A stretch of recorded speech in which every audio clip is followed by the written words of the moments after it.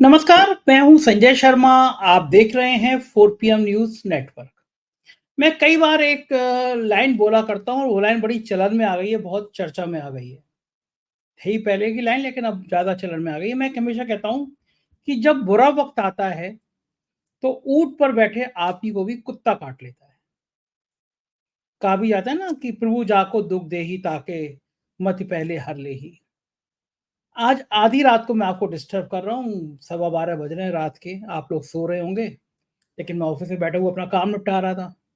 तो मुझे खबर आई कि एक ऐसा काम हो गया है, जिसकी वजह से पूरी उत्तर प्रदेश की राजनीति गर्म हो गई है और 24 घंटे तक इसके हंगामे की गूंज उत्तर प्रदेश के जिले-जिले में आपको सुनाई देगी।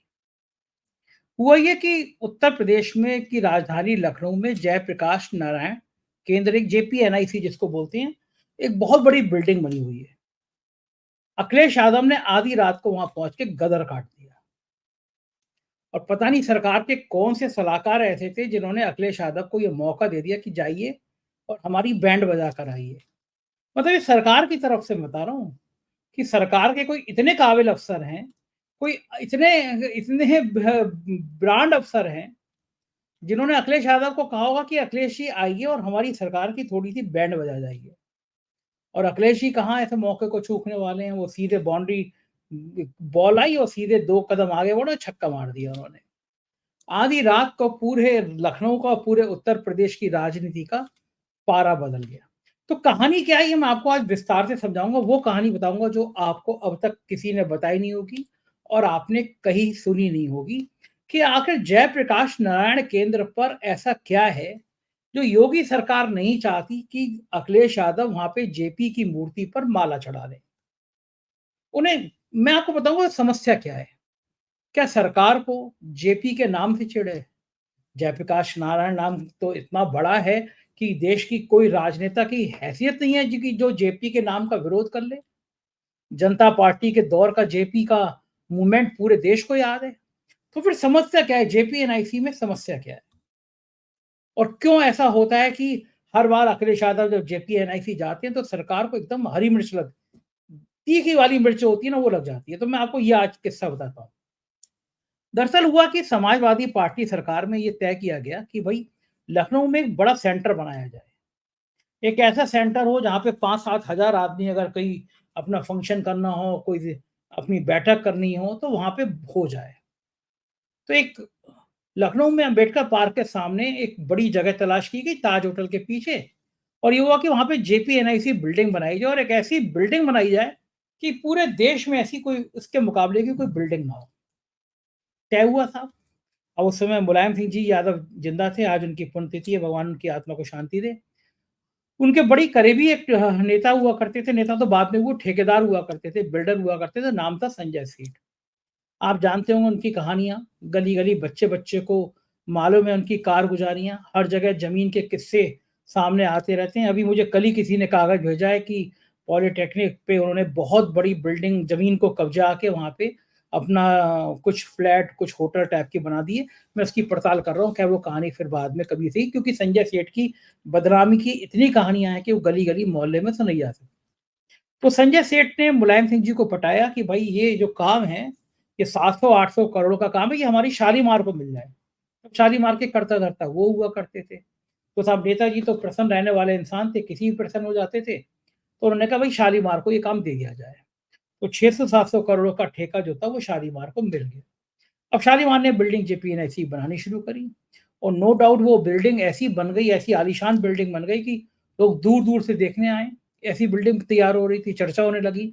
उसकी छत पे हेलीपैड बनाया गया, मतलब हेलीकॉप्टर लैंड करना हो तो सीधा वहीं पे लैंड हो जाए। मेरी जानकारी के मुताबिक ऐसी 2 बिल्डिंग बनी है, दोनों समाजवादी पार्टी की सरकार में बनी। पहली थी डीजीपी का ऑफिस, ये शायद देश का पहला डीजीपी का ऑफिस होगा जहाँ पे छत पे हेलीकॉप्टर लैंड करने की जगह बनाई गई। और दूसरी थी जेपीएनआईसी जयप्रकाश नारायण सेंटर कि भाई यहाँ पे भी छत पे हेलीकॉप्टर लैंड हो जाएगा। बिल्डिंग बन गई, बनते-बनते जब करीब हो गई, पूरी बिल्डिंग का ढांचा तैयार हो गया, फिनिशिंग करने का टाइम आया तब तक सरकार बदल गई। योगी जी मुख्यमंत्री बन गए। मुझे जहाँ तक याद है शपथ लेने के दूसरे या तीसरे दिन योगी सरकार ने घोषणा कर दी कि जेपीएनआईसी में बड़ा भ्रष्टाचार हुआ है, इसकी जाँच कराई जाएगी। कई सारी चीज़ें, रिवर फ्रंट की जाँच और अलग-अलग चीज़ों की जाँच, उसमें जेपीएनआईसी की बिल्डिंग भी आ गई, तो इसमें जाँच होगी।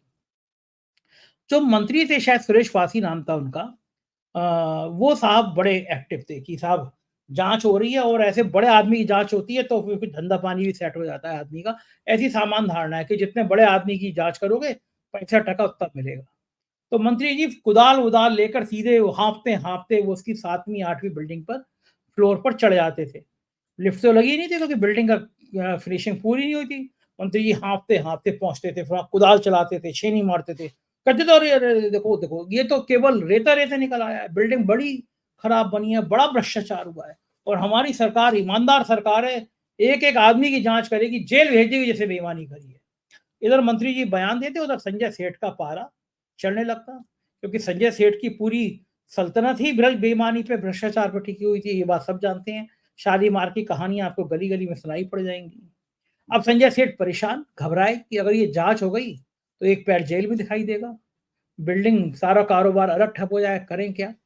तो फिर उनको लगा है कि एक वॉशिंग मशीन बनाई है नई, एक नई व वॉशिंग मशीन आई है, जिसका नाम है Bharatiya Janata party washing machine.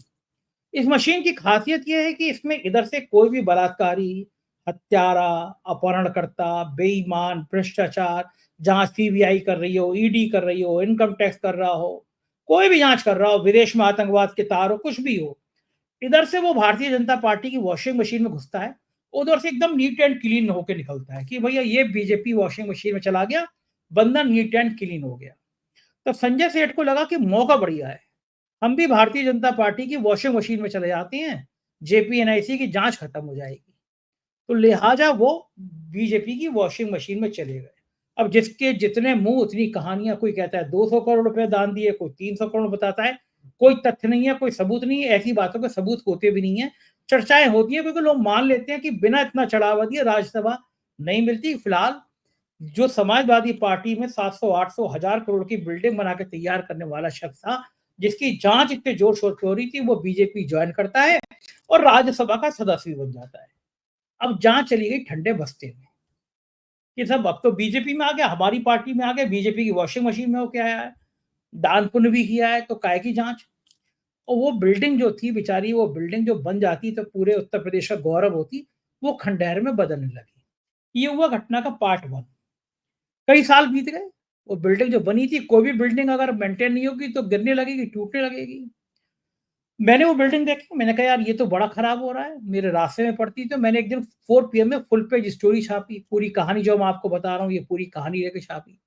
कहानी छपी तो चर्चा में तो आ गई, लेकिन सरकार भला पीएलडी कहाँ इतने बड़े मूवमेंट पे काम करती है, कुछ नहीं किया गया।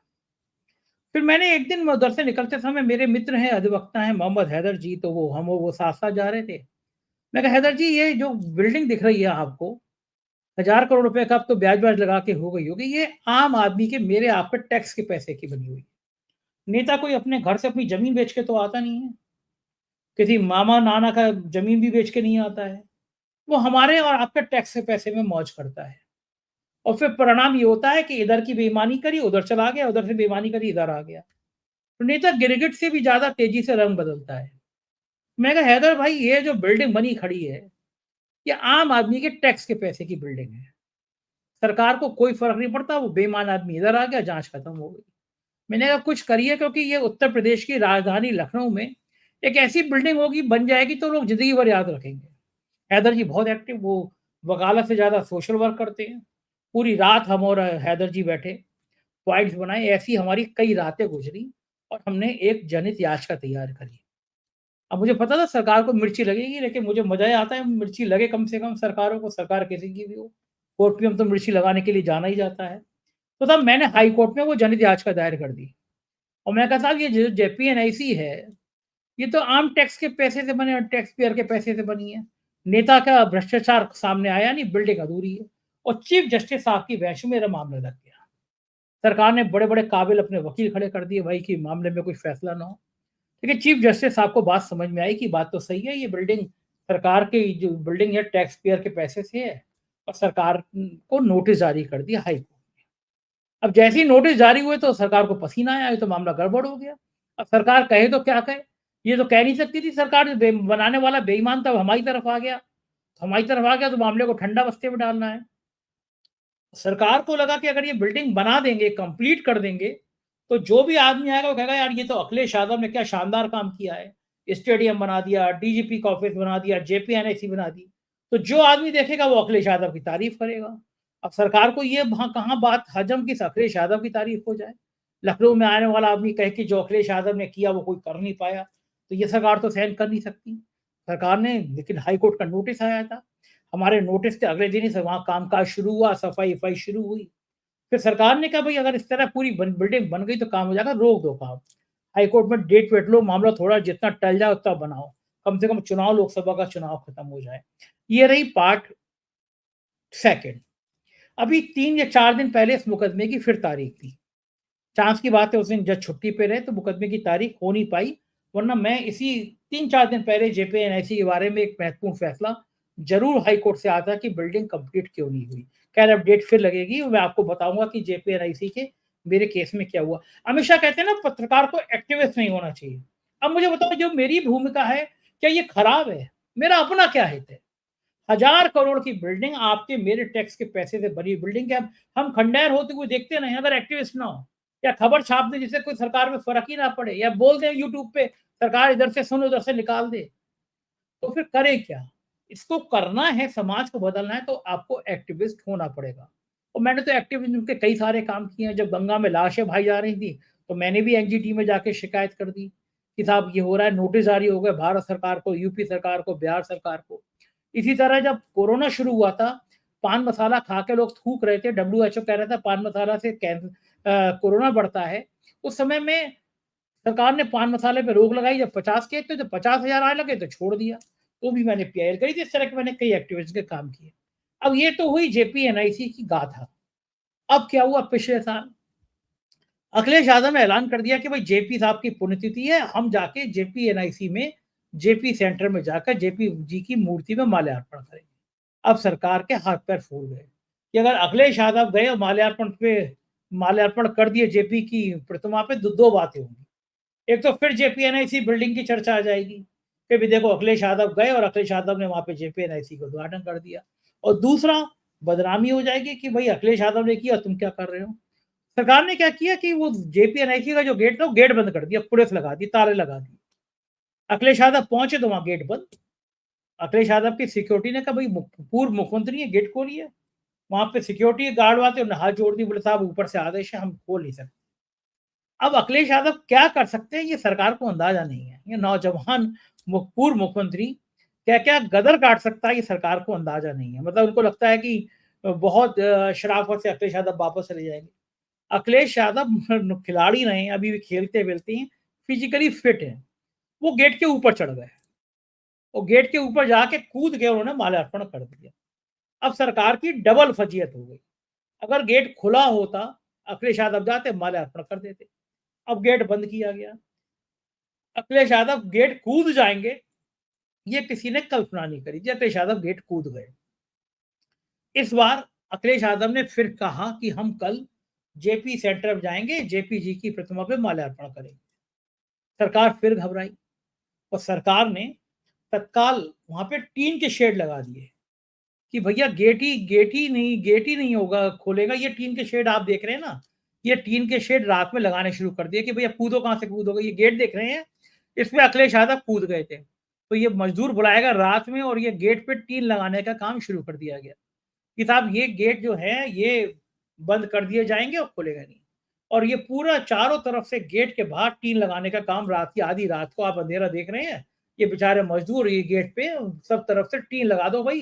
पुलिस वुलिस सब आ गई बड़ी संख्या में कि गेट पे जब टीन लग जाएगी तो अखिलेश यादव कूदेंगे कहां से। लेकिन अखिलेश यादव तो अखिलेश यादव, किसी को अंदाजा नहीं था। वो रात में पहुंच गए और रात में पहुंच के मजदूरों से क्या बोलने लगे, ये मैं सुनवाता हूँ आपको। ये वीडियो की आवाज मैं खोलता हूँ इसको और शुरू से मैं आपको ये वीडियो सुनवाता हूँ।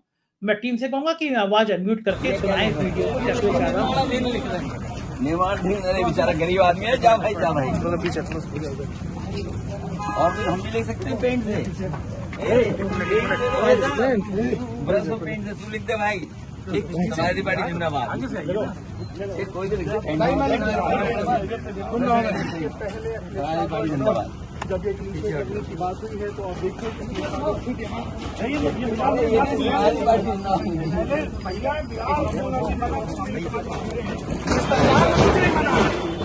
क्या कहेंगे आप?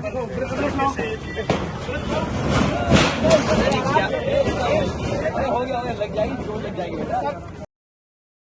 गजब करते हैं अखिलेश यादव कह रहे हैं कि समाजवादी अभी भी क्या कह रहे हो? आपने बताया था कल आप यहाँ पे आप जाने से पहले टीन शेड लगा दिए गए हैं। यहाँ लिखा गया है कि ये निर्माण अभी कंस्ट्रक्शन में है। देखिए, ये 3 शेड लगा करके सरकार कुछ तो छिपाना चाहती होगी। 3 शेड आखिरकार क्यों? किसी महापुरुष का सम्मान क्यों नहीं करने दे रहे? अगर किसी की जयंती पर, और वो भी समाजवादी महान नेता जयप्रकाश नारायण जी की जयंती पर, और ये कोई पहली बार नहीं हो रहा है। हर वर्ष जयप्रकाश जयंती के दिन समाजवादी लोग यहाँ इकट्ठे होते थे, उनका माल्यार्पण करते थे, सम्मान के लिए यहाँ पर आते थे, अपने विचार रखते थे। एक वो महान नेता जिसने संपूर्ण क्रांति का नारा दिया और उस समय की सरकार के सामने झुका नहीं, और एक समय ऐसा आया कि उसकी संपूर्ण क्रांति की वजह से परिवर्तन हुआ देश की राजनीति में। ये जेपीएनआईसी, ये सोशलिस्टों का म्यूजियम, जयप्रकाश जी की प्रतिमा, और जो उसके अंदर सोशलिज्म को हम कैसे समझें, समाजवाद को हम कैसे समझें, वो तमाम चीजें हैं। ये 3 शेड लगा करके सरकार आखिरकार क्या छिपाना चाहती है? कहीं ऐसा तो नहीं कि बेचने की तैयारी हो, किसी को देना चाहते हो, काम को रोकना, काम को बिगाड़ना, और फिर काम का बर्बाद कर देना, और फिर ये लिख देना पेंटर बेचारा बैठा हुआ है, उसे केवल पैसा दिया होगा इस बात को लिखने के लिए कि निर्माणाधीन है। ये निर्माणाधीन नहीं है, ये बेचने की तैयारी है, इसको बेचा जाएगा। और मैं समझता हूँ अगर सरकार नहीं चला पा रही है तो बेच दे तो अच्छा है, कम से कम ये चलने लगेगा। तो कल और 3 शेड लगा करके कोई रोक नहीं सकता विचारधारा को, कोई रोक नहीं सकता विचारधारा को। कल आप कार्यक्रम रहेगा? कल का कार्यक्रम कल तय करेंगे। और कब तक लगा के रखें 3 शेड? 1 दिन, 2 दिन, 3 दिन, 4 दिन, 5 दिन, 1 साल, 2 साल, और 2 साल के बाद? अखिलेश जी, कल ट्रैफिक डाइवर्जन भी कर दिया इस पूरे रूट पे, और सारी रास्ते बंद किए गए। अभी तो रास्ता कोई डाइवर्ट नहीं था, हम तो आराम से आ गए, आप भी तो खड़े हुए आराम से। सर, पिछली बार दलील दी गई थी कि अंदर सफाई, ये अखिलेश यादव को रोकने के लिए निर्माणाधीन, अरे बेचारा गरीब आदमी है, जा भाई जा भाई। और फिर हम भी ले सकते हैं पेंट से, ब्रश को पेंट से तू लिख दे भाई, ठीक, समाजवादी पार्टी जिंदाबाद। कोई तो लिख दे, समाजवादी पार्टी जिंदाबाद। जब ये टीम से करने की बात हुई है तो आप देखिए कि खुद यहाँ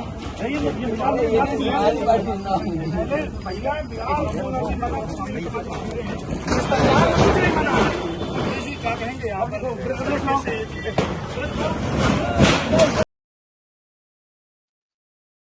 ये एक लेटर जारी कर दिया पुलिस ने, जैसे ही लगा कि कल जाएंगे यहाँ पे अखिलेश यादव, तो ये लेटर है कि सर्व सम्मान को, सर्व संबंधित को सूचित किया जाता है कि दिनांक 11/10 को समय 7 बजे से श्री जयप्रकाश नारायण अंतर्राष्ट्रीय के लखनऊ में प्रस्तावित कार्यक्रम के लिए दौरान यातायात के सुगम संचालन हेतु डायवर्जन व्यवस्था निम्नानुसार रहेगी।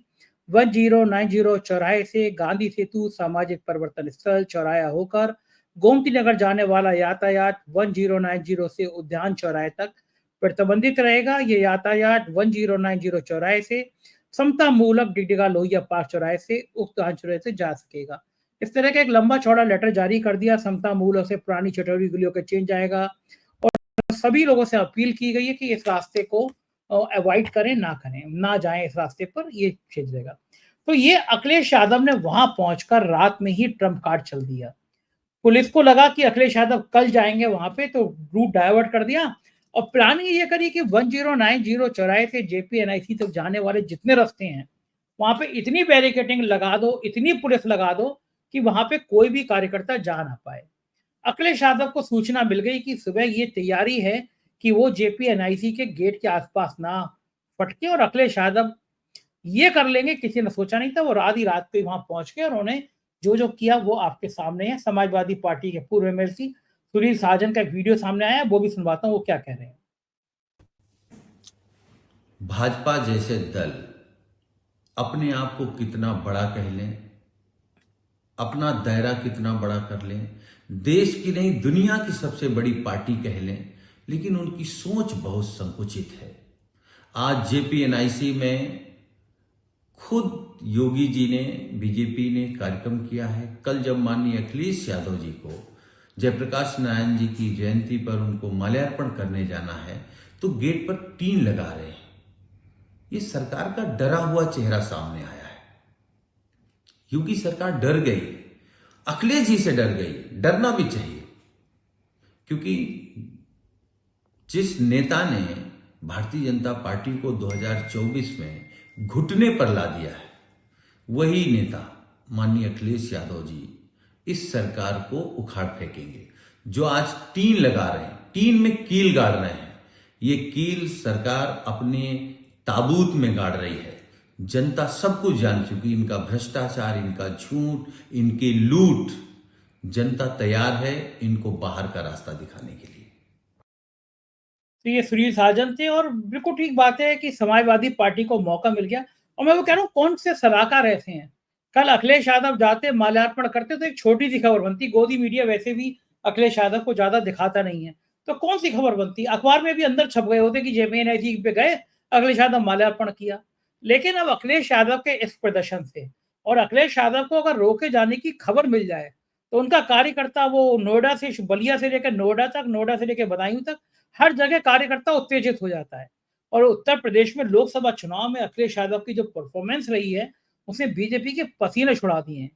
10 सीटों पे उपचुनाव होना है। कल आज अखिलेश यादव को रोककर समाजवादी पार्टी के कार्यकर्ताओं में करंट ला दिया फिर से उत्तर प्रदेश की सरकार ने। तो मुझे पता नहीं है कौन इतनी राय, इतनी बढ़िया नसीहत देता है कि आइए हमारी बैंड बजाइए, हमारी ऐसी तैसी करिए और अपना मकसद हल करिए।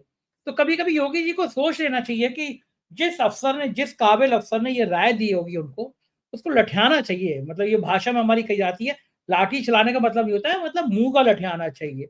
योगी जी तो मुंह से भी लठिया देते, गुस्से में आते हैं तो फिर ऐसे लोगों को करना चाहिए कि यार क्या सलाह दी तुमने। अखिलेश यादव तो बैठे बिठाए उनकी ब्रांडिंग हो गई, पूरे देश में चर्चा हो रही है कि आधी रात में। और अखिलेश यादव के यही तेवर उनके कार्यकर्ता पसंद करते हैं। अखिलेश यादव के यही आक्रामक तेवर उनके नेता पसंद करते हैं। और अखिलेश यादव अगर इस तरह फॉर्म में आ गए, अभी लगभग 2 साल का चुनाव बचा है, अगर इस तरह की फॉर्म में आ गए तो निश्चित रूप से भारतीय जनता पार्टी के लिए एक बड़ी मुसीबत खड़ी कर देंगे। और ये बात शायद योगी सरकार को, भाजपा को समझ नहीं आ रही है। बातचीत पसंद आई हो तो मुझे बताइएगा। चैनल को सब्सक्राइब करना और ज्वाइन करना ना भूलें। शुक्रिया, थैंक यू।